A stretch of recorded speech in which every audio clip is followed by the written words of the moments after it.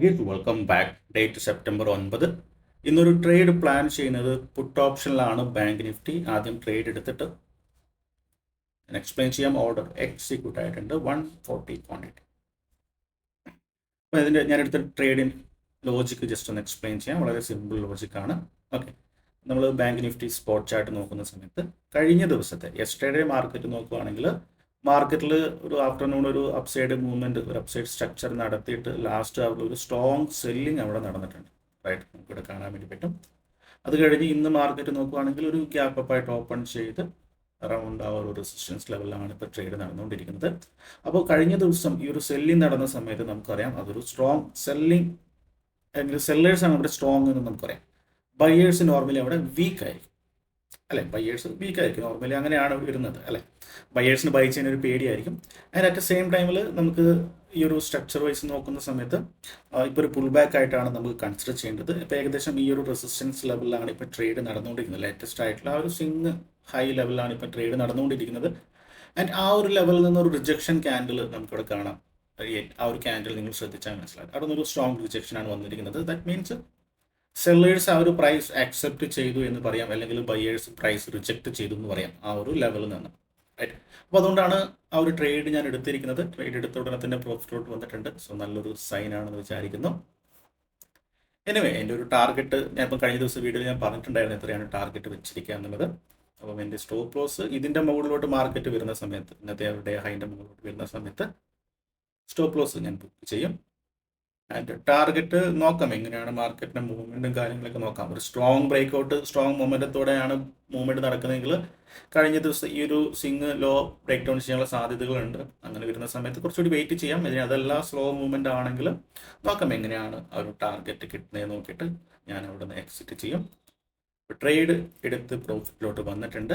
അപ്പോൾ ട്രേഡ് എടുത്ത് കഴിഞ്ഞിട്ടുണ്ടെങ്കിൽ വേറെ ഒന്നിനെ പറ്റി ആലോചിക്കേണ്ട ആവശ്യമില്ല. ചാർട്ട് വാച്ച് ചെയ്യുക, ഡിസിപ്ലിനോടെ ഇരിക്കുക. ആൻഡ് ചാർട്ട് വാച്ച് ചെയ്യുന്ന സമയത്ത് എന്തൊക്കെയാണ് ഇമോഷൻസ് അതൊക്കെ ഒന്ന് നോട്ട് ചെയ്ത് വെച്ചിരിക്കുക നിങ്ങൾ ബിഗിനർ ആണെങ്കിൽ. അപ്പോൾ എന്തായാലും ഞാൻ അപ്ഡേറ്റ് ചെയ്യാം. ഓക്കെ ഗൈസ്, ട്രേഡ് എടുത്തിട്ട് കുറച്ച് സമയമായി. ആ ഒരു താഴോട്ടാണ് മൂവ്മെൻറ്റ് തന്നിരുന്നെങ്കിലും വലിയൊരു മൊമെൻറ്റും ഇല്ല. ഇപ്പം മാർക്കറ്റ് ഇവിടെ സപ്പോർട്ട് എടുത്തിട്ട് ചെറിയൊരു പുൾ ബാക്ക് ഒക്കെ എന്ന രീതിയിലാണ് തരുന്നത്. വീണ്ടും താഴോട്ട് പോകാനുള്ള സാധ്യതയാണ് കൂടുതൽ. ഇനിയിപ്പോൾ ഇവിടെ മുകളിലോട്ടാണ് പോകുന്നതെങ്കിൽ ട്രേഡ് വാലിഡ് ആവാനുള്ള സാധ്യത കുറവാണ്. സോ എക്സ്പെക്ടിങ് ഇവിടുന്ന് പുൾ ബാക്ക് എടുത്ത് മാർക്കറ്റ് താഴോട്ട് പോകുന്നുള്ള കാരണം ഓൾറെഡി സെല്ലേഴ്സ് ആണ് സ്ട്രോങ്. സോ സെല്ലേഴ്സിന് എവിടെയൊക്കെയാണ് പൊസിഷൻ എടുക്കാൻ പറ്റുന്നത് അവിടെ നിന്നൊക്കെ സെല്ലേഴ്സ് അഗ്രസ്ലി പൊസിഷൻ എടുക്കും. ബയേഴ്സ് ഒന്ന് മുകളിലോട്ട് കൊണ്ടുപോകാൻ വേണ്ടി നോക്കിയിട്ടുണ്ട്. റൈറ്റ്, അപ്പോൾ ബൈ പൊസിഷൻ എടുത്ത ആൾക്കാരുടെയൊക്കെ എസ് എൽ എന്ന് പറഞ്ഞിട്ടുണ്ടെങ്കിൽ ഇന്നത്തെ ഡേലോയോ അല്ലെങ്കിൽ അതിൻ്റെ തൊട്ട് തങ്ങത്തെ സിംഗിളോയോ ഒക്കെ ആയിരിക്കും. അപ്പോൾ ആ ഡയറക്ഷനിലോട്ട് അവിടെ സ്റ്റോപ്പ് ലോസ് കിട്ടി ചെയ്യുന്ന സമയത്ത് ഒരു സ്ട്രോങ് ഡൗൺ സൈഡ് മൂവ്മെൻറ്റ് ഉണ്ടാകും. ഓക്കെ, അപ്പോൾ എന്തായാലും വെയിറ്റ് ചെയ്യാം. ഓക്കെ, അതുകൂടാതെ ഇനി ഒരുപാട് എഡ്യൂക്കേഷണൽ വീഡിയോസ് ഞാൻ യൂസ് ചെയ്യുന്ന ടൂളുകൾ, റൈറ്റ്, അഡ്വാൻസ്ഡ് ആയിട്ടുള്ള ടൂളുകളൊക്കെ ഉണ്ട്. അപ്പോൾ അതൊക്കെ ഞാൻ എല്ലാം ഒരു വീഡിയോസിൽ നമുക്ക് ചെയ്യാൻ ബുദ്ധിമുട്ടാണ്. അപ്പം എല്ലാം നിങ്ങൾ സബ്സ്ക്രൈബ് ചെയ്തിരിക്കുക.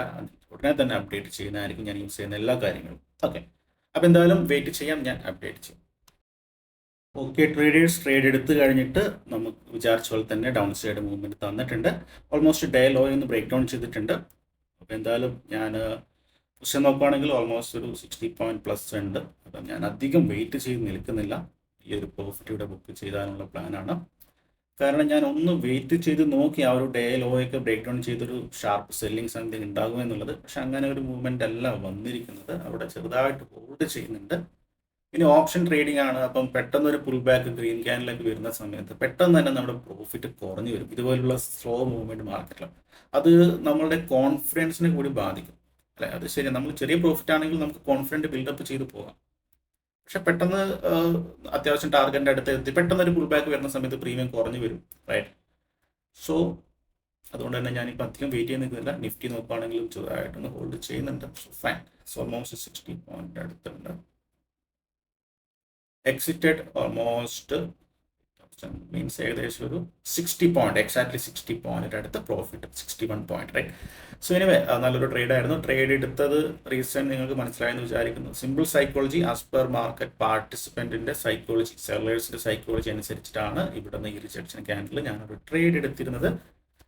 കുറച്ചധികം പ്രോഫിറ്റ് ഞാൻ എക്സ്പെക്ട് ചെയ്തിരുന്നു. ബട്ട് സ്റ്റിൽ മാർക്കറ്റ് വളരെ സ്ലോ ആണ്. മേ ബി ഈ ഡയലോയൊക്കെ സിംഗിളോയൊക്കെ ബ്രേക്ക് ഡൗൺ ചെയ്ത് പോകാം. സോ എനിവേ എന്നാലും ഇന്നത്തെ ട്രേഡ് ഞാനിവിടെ അവസാനിപ്പിക്കുകയാണ്. പുതിയൊരു വീഡിയോ ആയിട്ട് കാണാം. So bye bye.